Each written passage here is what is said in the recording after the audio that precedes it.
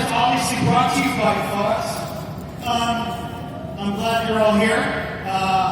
We're going to get started, so I don't want to waste too much time. Our guest today, this male, is a wonderful man. You might know him from a few things. He was in World War Z. Yeah. He was in a show called Game of Thrones. He's also the star of Scorpion. Ladies and gentlemen, please put your hands together for Elyes Gabel.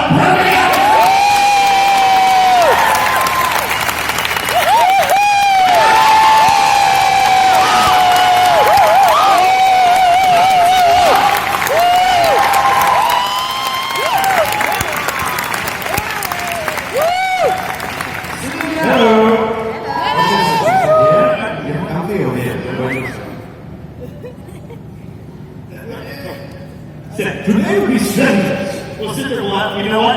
As we get closer, the girls and clerks are together like masses. as we get to know each other. How are you?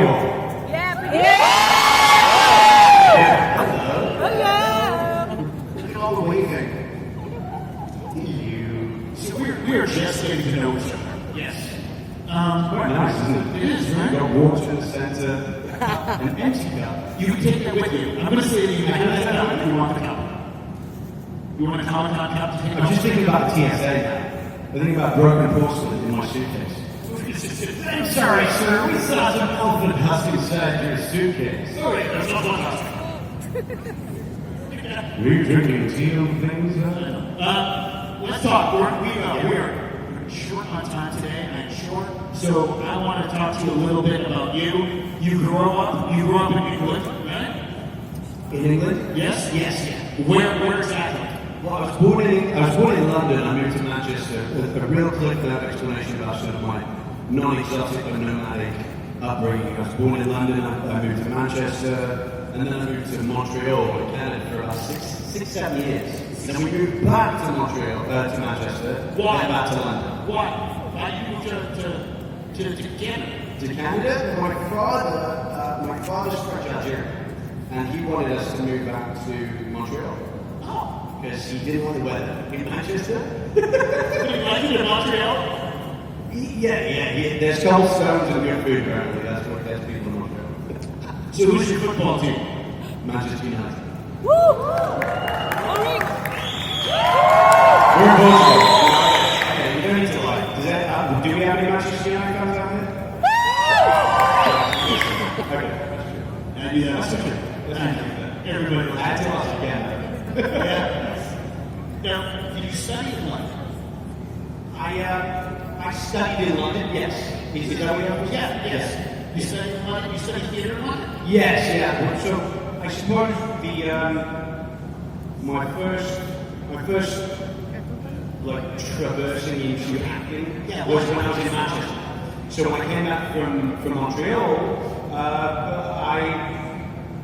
suppose the adaptation, the moving around helped me observe different people, and I think that's why I got a taste for really, I'd call it imitating. I'd call it sort of, the art of observing and then sort of putting on the dresses and the accent and all that kind of stuff. And so that's when I really started to look at acting as more than just a hobby. Then I moved down to London, and then I sort of studied it properly after I went to college for about a year, and then I left a drama school that I went to. What drama school did you go to? I went to we're in a Chris Nolan film. I went to Webber Douglas Academy of Dramatic Art, which now actually has been, they amalgamated with Central School of Speech and Drama. They amalgamated about a year after I left. I studied at Regent's College in the Park. When?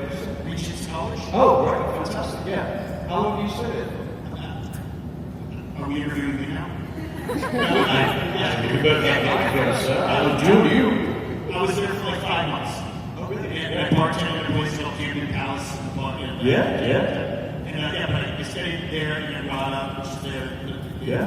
I was doing all Rada, big deal. education too. But you studied there in London. And I feel the same way you did. When I first started, I felt like I just had a real knack for like imitating people. Yeah. And then at some point you have a transition where you realize it's not about pretending to be somebody else. Yeah. It's about believing what you're doing. Yeah. Right? Yeah. When did that transition happen for you? Yeah, it's really interesting you say that. I think after once you start realizing that validation, and this is when I say I'm creating the general wants you, which is I'm speaking to myself. Once there's not just one massive hit that happened in terms of realizing that the great aspect of connectivity for me was where I really got more validation. And when I talk about validation, I talk about self-validation, so that I can really give. And I know it sounds fun, it's when you talk about, blessings and giving, and you see a lot of people who in my opinion, might misrepresent the true connectivity that you're talking about. When you said, really, when you get something completely, and then you're able to give it to somebody else. So when you really are, I suppose, this is a really long-winded way of saying you connecting with a true emotion that you've experienced and being vulnerable enough to give it and to show it and to let other people experience it as well. Because when you first do it, you're just pretending to do something, right? I think that the whole we go get it. Yeah. I knew you were going to come to it. But I think that's the thing. It's hard to teach people when you're an actor. I think it's hard to explain to people when you first start out. You think you're doing something to show people something, right? And then you get to a point where you realize if you're just being that, people will, instead of you going to them, they start coming to you, right? And you start drawing people to you as an artist, right? And that's where actually, for me, I thought that's where the success started, right? Because I realized that instead of trying to impress them, I was just believing in what I was doing, right? I think a really interesting thing when you talk about different tones, different parts of performance, it's also knowing what tone and what medium you're working with. And when we talk about the medium, we talk about theatre, anything that has a narrative, right? So theatre, TV, film, but how tight, how involved is it with you? And without this being like a fake masterclass or whatever, you're talking about who's going to be James later. Yeah. What is your favorite color? If you've ever seen Truth, when you talk about how close the camera is and how much you really need to emote, performance, the connotation of performance can sometimes deviate. And I think this is what we're talking about, or I'm assuming, can sometimes deviate when you talk about somebody else who's such a great entertainer. And those people are fantastic. But when you talk about connecting to a true emotion, or connecting to what is the purpose of the scene, what are we trying to say, what are obstacles, you have a range of different schools of how do we accomplish the art, whatever it is that we're trying to say in the scene. And I think that there are different things. So when you talk about performance, there is a fantastic art that's associated with that. It's just, when you talk about camera being so tight inside you, you really just try to exist and really, really be. I think obviously there's a big difference between kabuki and film acting. The idea of a different style, or reaching the person in the back row here, opposed to like what's going on the screen behind us, which is bigger than life, right? Yeah. Because when you're acting in a film and they have a camera in your head, it's actually bigger than it really is, showing less than showing more. Yeah, 100%. Anyway, that's clear. That was my conversation. I'm sorry. Well, with that I'm said, getting close. I'm going to get shy. So at what point, how far after you left theater school did Game of Thrones happen? Because you did other things before that, but that really must have been, that's the first time that I really saw you and took note, right? As an American. But was there a moment before that I didn't see that made you kind of popular in London? Yeah, I suppose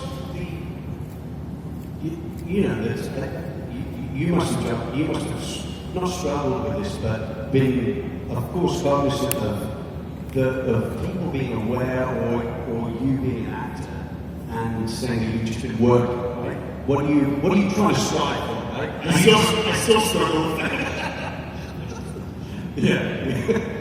But you know what I mean? You're talking about what's the aim? What's the goal? What are you working towards? Because the one thing I think, going back to what you were talking about, was there one thing that hit that made you realize, the difference between being imitating and acting? For me, what I realized is that if you have a specific aim and goal, and if it's clear and defined, the more I start to really become in sync with that, is the more I really was gravitating towards that. And that's what happened when I did 147 hours of TV on a medical drama called Casualty in Britain. That's sort of where I watched stripes on TV. That's really where you learned getting your mark and doing your thing. Yeah, I worked in, it was just this big warehouse in Bristol where I played a doctor for about 3.5 years. And then I got out! And I did, a range of different things. I did some theatre, did some TV, some film. And I really, after a while, I had a better understanding about what I really wanted to do. It's always a big deal. But then you booked Game of Thrones. Did that had to have changed things for you, right? I mean, it must have, because it put you on a global stage. Well, my role in Game of Thrones was fairly peripheral, and I mean that with all due respect, because I love the show. I think it's fantastic. But I can learn from that. I mean, I saw it was the first time I really saw your face. It really covered for me. Well, I had baseball. Yes, you're completely right. Especially if exposed you to a different market and a different audience, like you're saying. A lot of people in America and different countries haven't seen, That's what I'm saying.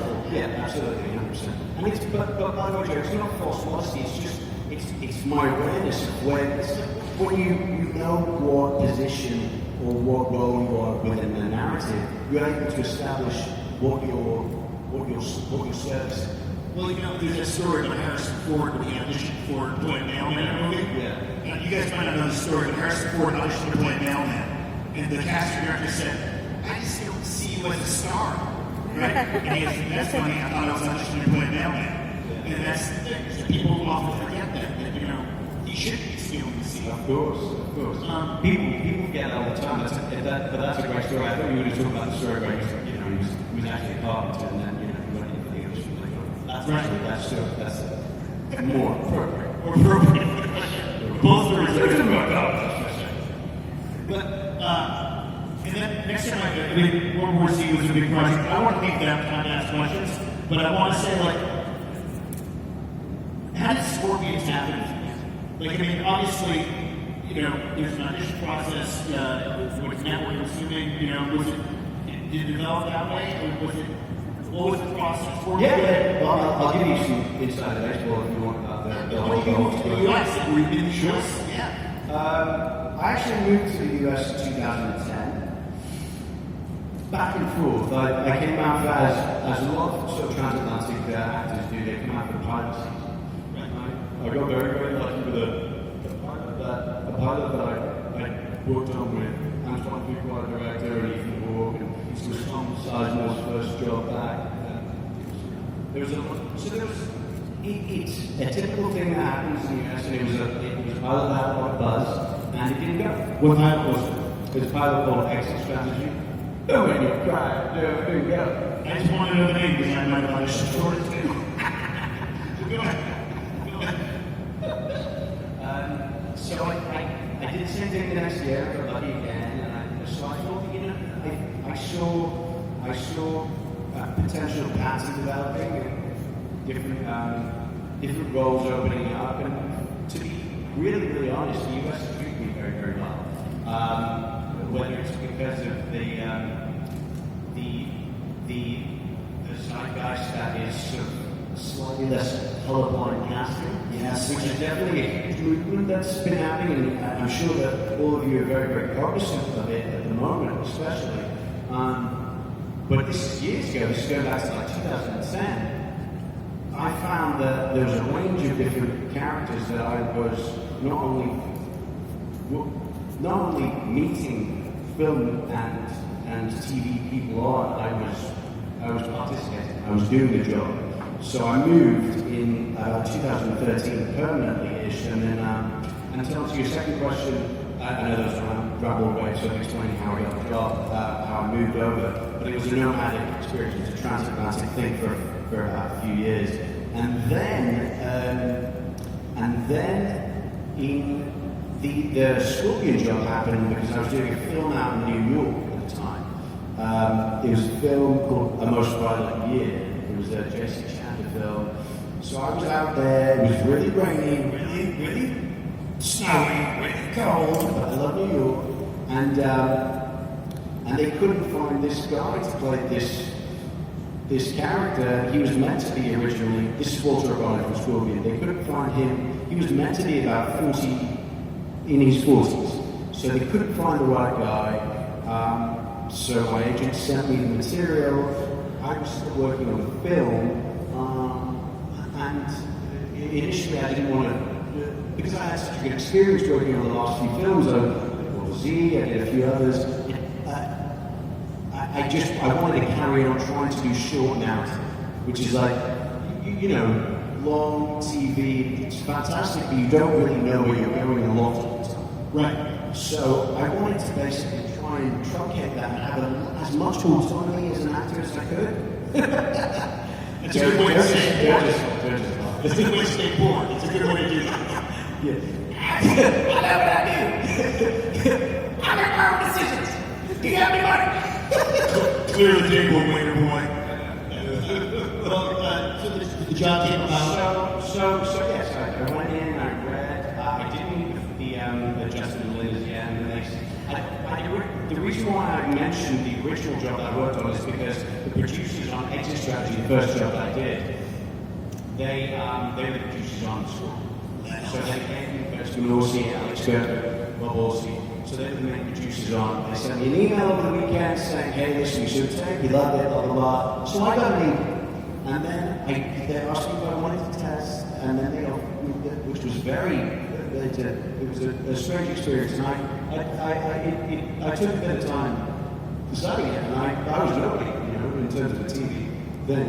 It's an interesting thing. We talked about this in another panel. It's like, people don't realize that it's certainly not overnight that things happen.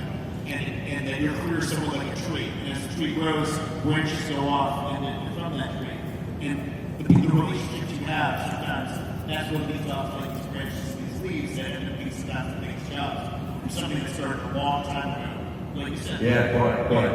It's really interesting sort of seeing that, and when people talk about that whole mentality about, good work and good relationships when you're working, create different opportunities, and realizing that this conversation is just basically a byproduct of exactly what we were talking about. And realizing that you're part of that whole mechanism as well, right? Yeah, and as the whole thing happens, people don't realize that, sometimes the jobs you don't get, the auditions that you give, lead to the biggest jobs ever.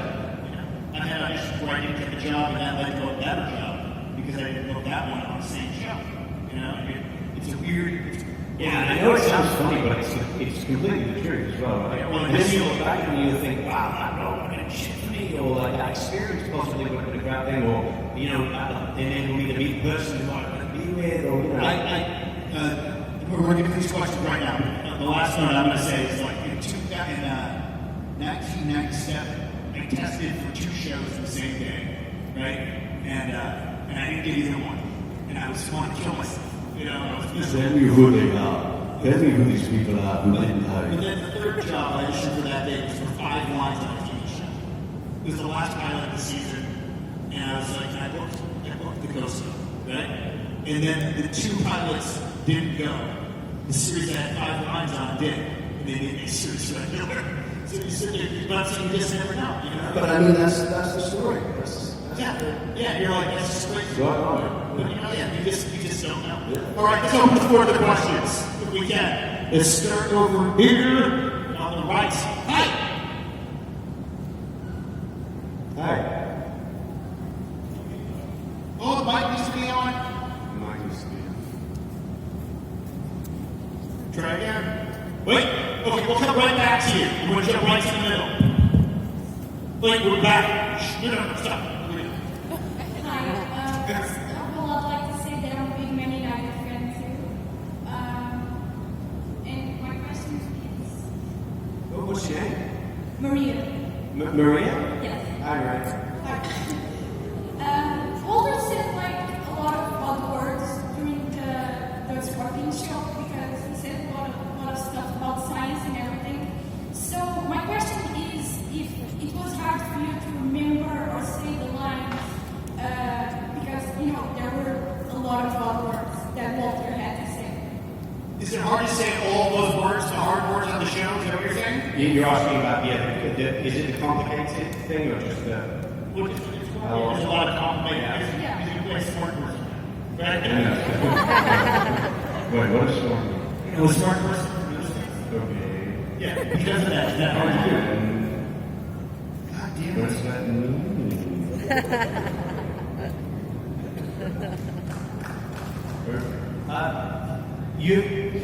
This is one of the things that's really interesting, Maria, about the short, expansive time that you have to shoot a show like that's on network TV.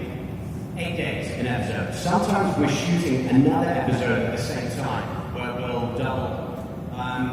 So you're learning 2 different episodes, the dialogue in between, all the time, and it's just your muscle gets better. I never really had an issue with learning lines, and then I went on to this type of show because what happens is you learn lines, and I wasn't doing that originally. In the end, you start going.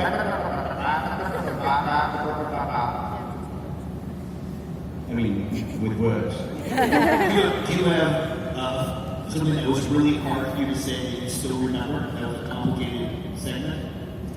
Well, one of my co-stars did, and he had an issue saying it. So we would say it to try and help him, but it didn't help him because we were saying it and he wasn't. Can you say it right now? O-ethyl-methyl diethyl phosphate. O-ethyl-methyl diethyl phosphate. O-ethyl-methyl diethyl phosphate. What is that? I don't know. That's pussy. Thank you very much. But yes, it is very complicated and it's difficult sometimes. But what I'm talking about is it calls cadence, a rhythm. And once you get into that rhythm, you realize that's what the scene's about. Thank you. Thank you. Did you study a lot of Shakespeare? Did you do some Shakespeare? I did some, yeah. Does that help you with that rhythm? With rhythm, yeah.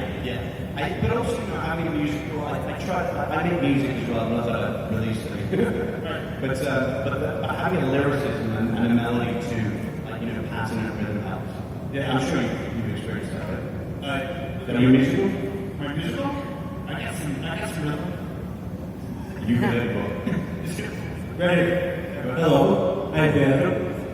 I have 2 questions. First of all, in Scorpion, my question is pretty much the same, sorry. But in Scorpion, every episode when you have to solve all problems and you say all that genius stuff and you explain all that theory, do you have any idea of what is that theory or you just follow the script?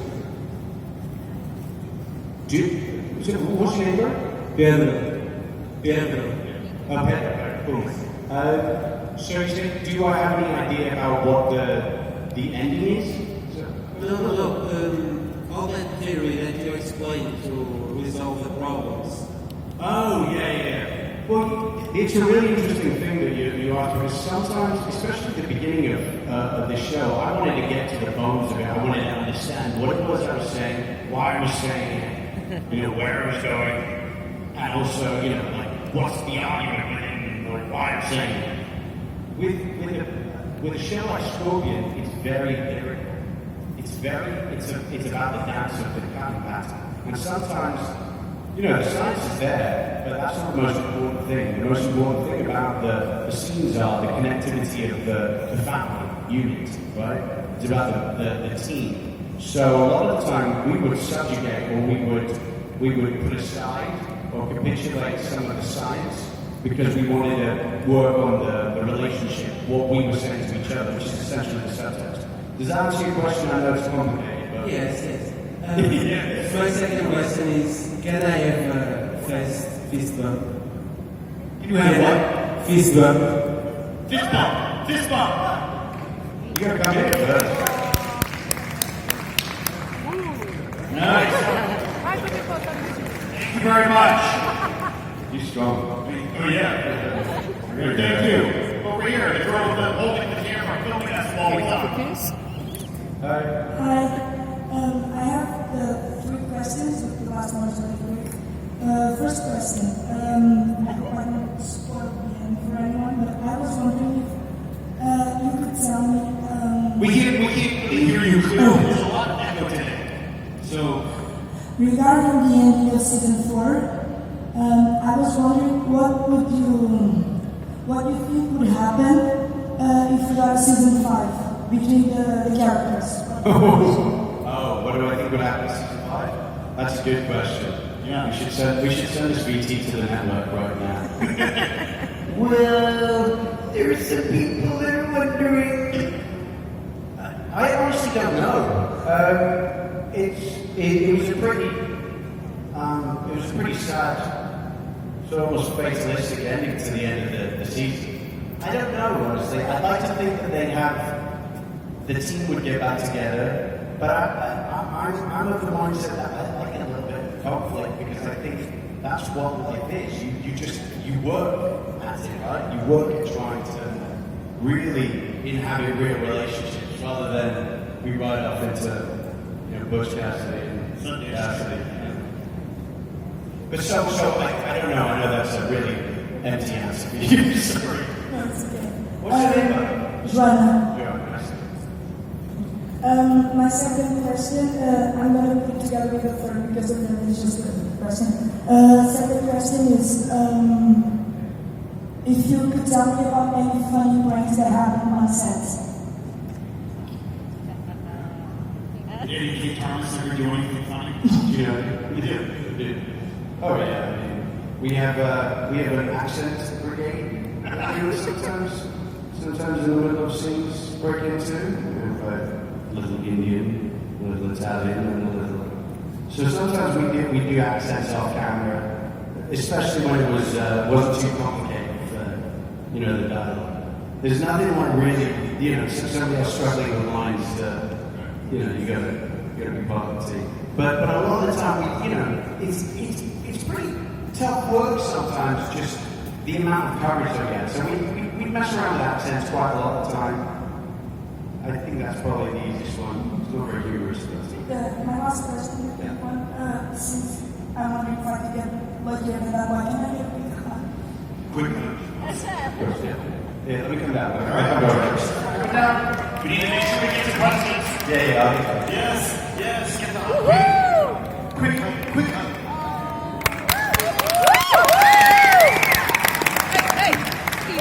It always scares me because I feel like everyone's going to ask for a hug. I know. No. Okay, over here to the right. Hi, my name is Luana. Hi. John? Luana. Luana. With an L. Luana.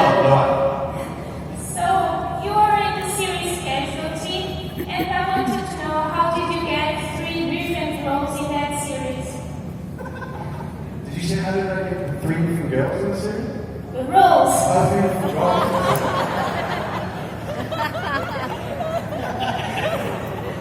How do you get all those girls? What's that? That's his smash. You lied. 3 different people?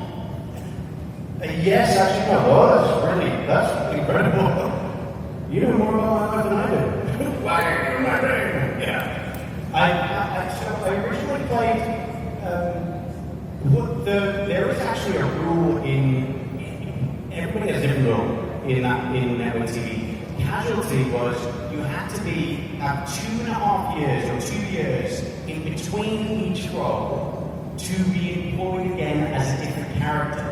So what I said was that my first professional job was playing a French exchange student who comes to England. He throws up his food poisoning. It was like they have A, B, C, D in terms of book stories. Mine was like Z minor. She was like, so that was the first one. 2.5 years later, I think, a little bit longer, I played this musician guy who had the fake tats. So that's the reason why that they have a weird rule 2.5, 3 years after you basically inhabit a different person. Thank you. Thank you very much. That's a big question too. Did you really know that you know how long in prison? They don't know. Did you have good hair? Did you have good hair? Yeah. You're the right thing around there, like whatever. Yeah. Over to the middle. They basically tell you a different answer based on how they think. Yeah, of course. He's like, he's Greek. Yeah. But he's a lot of hair. They'll never That go is to answer my the question. It's great. Right here. Hi. Hi. I wanted to know, like, for you, how hard it is to portray a person who is so cocky and has such little EQ in the Scorpion. Yeah, no, that's a really good question. I think what happens, I mean, at the start of any show, I think it's interesting because that for being the pivot of a show or the pivot of a world, to have somebody who is not really emotionally viable or accessible is a very difficult thing if you're not really focusing in on it. So what happened was I started to see, I looked at the show just to see how it was really being put together and transmitted, and I saw that it was really about a team. So as a consequence, if you're not really doing a character study, it's very difficult for you to really create something that has that emotional separation, because the camera's not staying with you for all the time. And that's what you want, because you want to be able to identify as the audience with the character, right? Even if he is not emotional, you want to see the bits where you see him in a human. If you don't see that because it's about the rest of the world, you then tailor your, not my performance, not the truth, but what I was doing based on what the cutting pattern was. So that's, in a weird way, I opened his chasm up a little bit more, because again, you know, there's a real life guy called Walter Bryan. He owns a company called Scorpion. He has a fourth, you know, he recorded eyes like you. But I ended up opening up a little bit more than what the character was suggesting, because if not, you only have rare times for the audience to see who you are. Thank you very much. Great question. Just one more thing, sorry. Do you think you'll do a whole musical episode? Because you had a musical part in one of them, but a whole one? The show is, unfortunately, the show is the show's no longer on. But I think that would have been, people love the idea of doing that. Yeah. Maybe we should contact everybody and make one ourselves. Yeah, let's do it. Let's do it on, what's the director who did the Tangerine, who did the Florida? Yes. Let's do it on our iPhones. Let's all do it on our iPhones. Everybody would be happy. But you know, what's tricky for what you say is, I know it's not is thank you so much. Thank you. What's tricky about acting sometimes is that you're playing a character that could possibly be two-dimensional, is fighting to make sure that you're bringing all the elements you're talking about without, and like you said, making sure that people see those little bits so that they know it isn't cartoony, right? Yeah. And you know, the interesting thing was that because it was essentially the point of having somebody who doesn't have emotional accessibility as the pivot of the show means that there is this element of a character study, right? Because you stay with the person. Like Monk a little bit. Exactly. I mean, there are a range of different characters when you think, okay, that's the basis of how we get into that person. So if you can't identify with the main character, it's very difficult for you to identify with the show, right? That's the precedent. So what happens as a consequence, it's not two-dimensional in how it's created. It's just when you start to see the edits. You know, that's very smart of you to do. First, over here to the left. Hello. My name is Luis, Hi. and I would like to know if you know why the series is being cancelled. Why the series of pictures?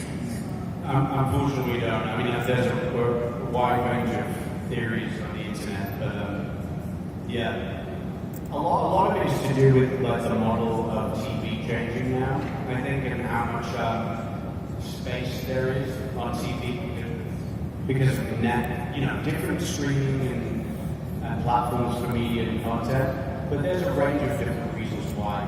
We essentially weren't at 10 o'clock on Monday night show, and for our second or third season, we were moved to 10 o'clock. So as a consequence, these people look at advertising, they look at how much money is being pumped into it, they look at, how many people are watching the show, and then how many people +3, and then +7 days after watching the show. When he says that, he means like in a model +3, if you record the show, they take a look at who's downloading the show, who's watching, on Hulu with those numbers as well. Yeah. It's the DVR, basically. If you watch it after, you're still allowed to watch the show, and then you watch it with adverts. And that's why now, this might sound a little bit boring, but this is probably a little bit more acute to your question. People who have subscriptions to, say, Hulu Plus, where you don't watch the advertisements, that's not going to be as much a determining value because the money is in subscription and advertising. So that's the reason why, we essentially got moved to the 10 o'clock spots, and it was very, very difficult to sort of continue because that's not really the fabric of the show. It's an earlier show. Thank you very much. Thanks so much, Jim. Back over here.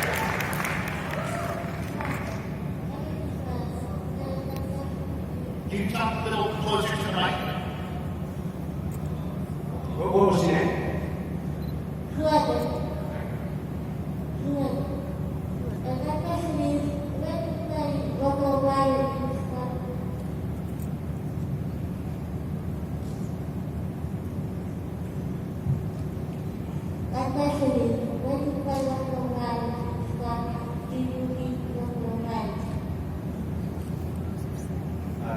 I didn't get that either.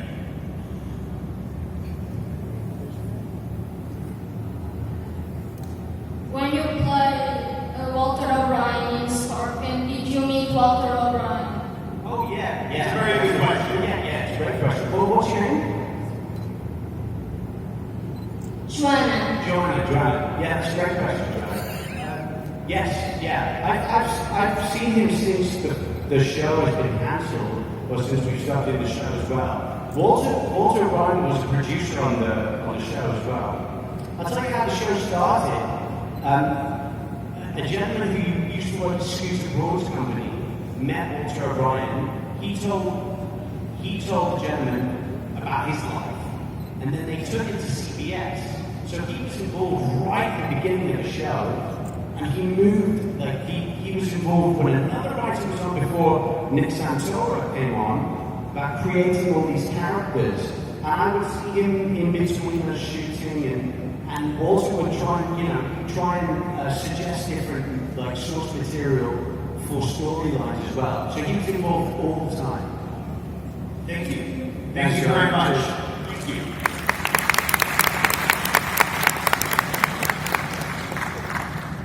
Hi, my name is Felipa, and first of all, thank you so much for being here because Portugal is not usually a place where a lot of actors don't fly.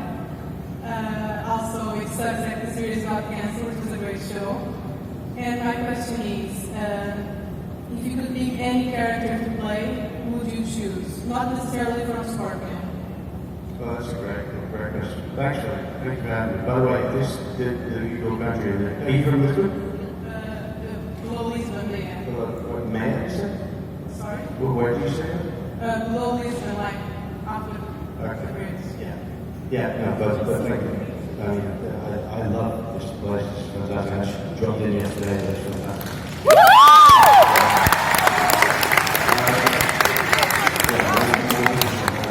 I agree. For people who come to Lisbon, we'll get them. Tell all your friends. Let's get them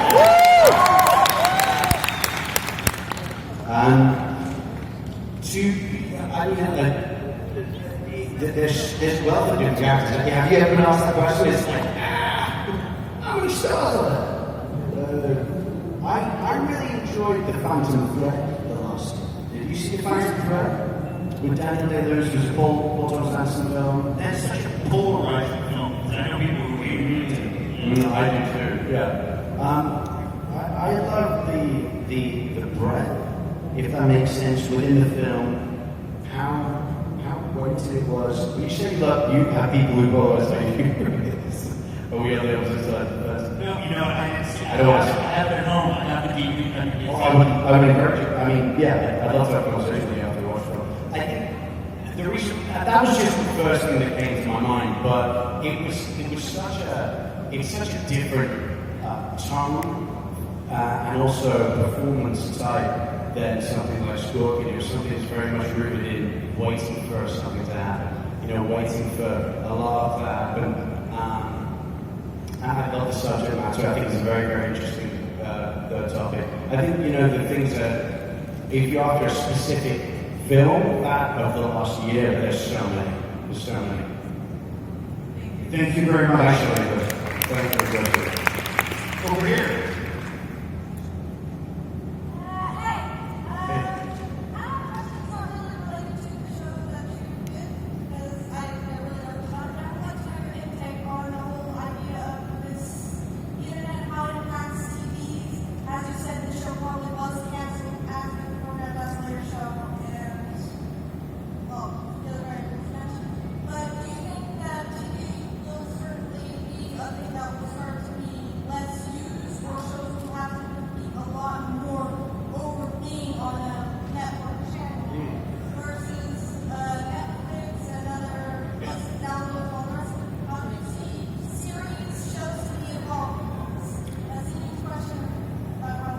Yeah. That's a really interesting and a very it's a strange question to get involved. It's a great question, let me say, but it's a strange question because nobody knows. Some of the reason why nobody knows is because even dare I say that who was at the zeitgeist, he was at the forefront of television, marketing, creation. They started to pull all their flagship shows into the CBS All Access model, right? And it's about tethering yourself to basically people. It's really, and this is just from my perspective as a performer and an attempting filmmaker right now. People are deciding what content they want to watch, and the ingenuity of the internet is allowing people to create platforms to basically say, listen, I want to watch that, I want to watch this, I want to watch that, I want to watch this. I don't need to watch TV. Television in itself is how do you define television? Because television is changing as well, but also the model by which content is created is changing, and those are two separate models. Those are two separate discussions as well. But I think what you're saying is, what was your name? Yeah, it was a great question because television by itself is changing.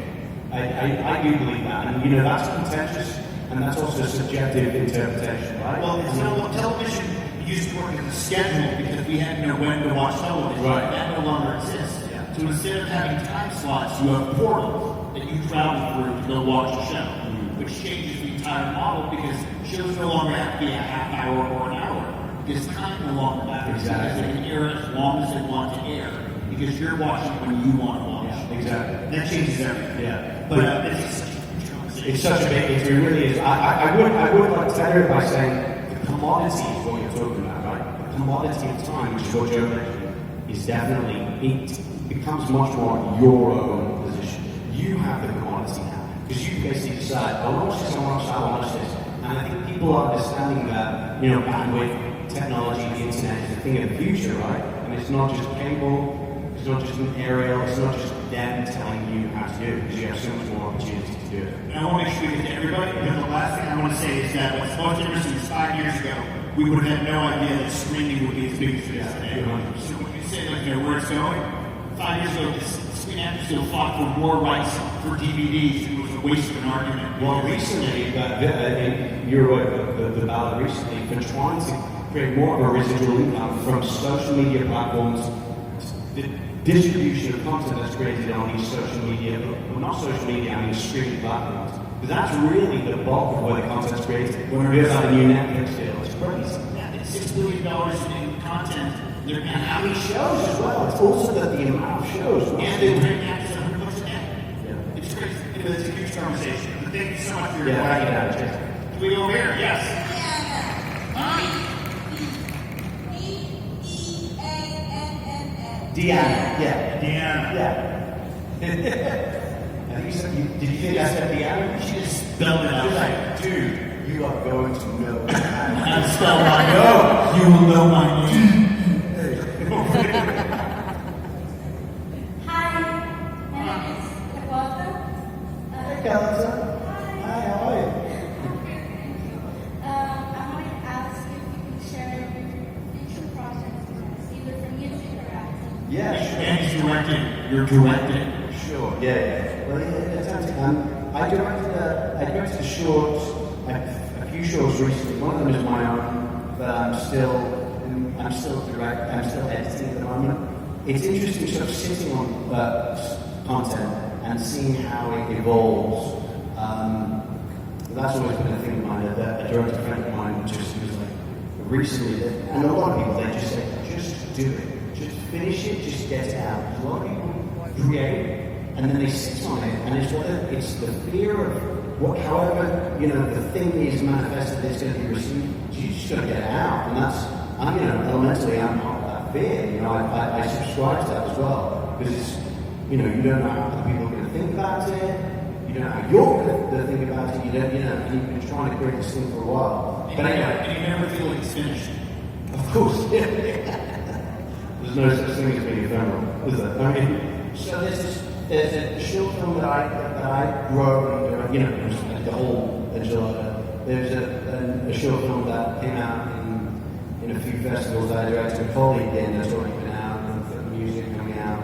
But yeah, and there's a documentary that I'm creating with a couple of colleagues about the wildfires in California. That we're going back at the end of September to Sonoma, the surrounding areas, because just to see how they're progressing and to try and sort of map it out and try and attach a charity or some kind of distribution of funds to. So there are a few things happening. Essentially, I want to concentrate on creative stuff now. That's great. Thank you so much. Thanks, Carlos. Cheers. Right over here. Hi, my name is Sophia, and I wanted first to ask a half question. If you could say hi to my friend Katya, but there is recording because she's a bit shy. Thank you. So I have two questions. The first one is, do you think that a show like Scorpion could help some misfits like you were at the show to just be more open to society and to share their knowledge with everybody?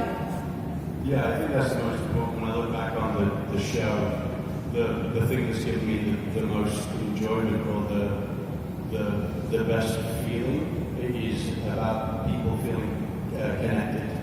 People who might not have felt connected to, people who want some kind of feeling of community or belonging. That's the most important thing. And you have done a lot of music numbers in the show, we have about it in here. Do you think that in the future you could do musical theater or a TV show like Smash or Lee or even a film musical? I'd love to do music. Those shows are a lot of work. I know that Catherine McPhee went on to do. She was in a musical after we finished the show. And those shows are a lot of work, and so it's a great respect to people who like Lee and Smash. But I would try and create my own content if I could, my own music. I'd love to be in a musical, yeah, sure. Thank you very much. Still over here.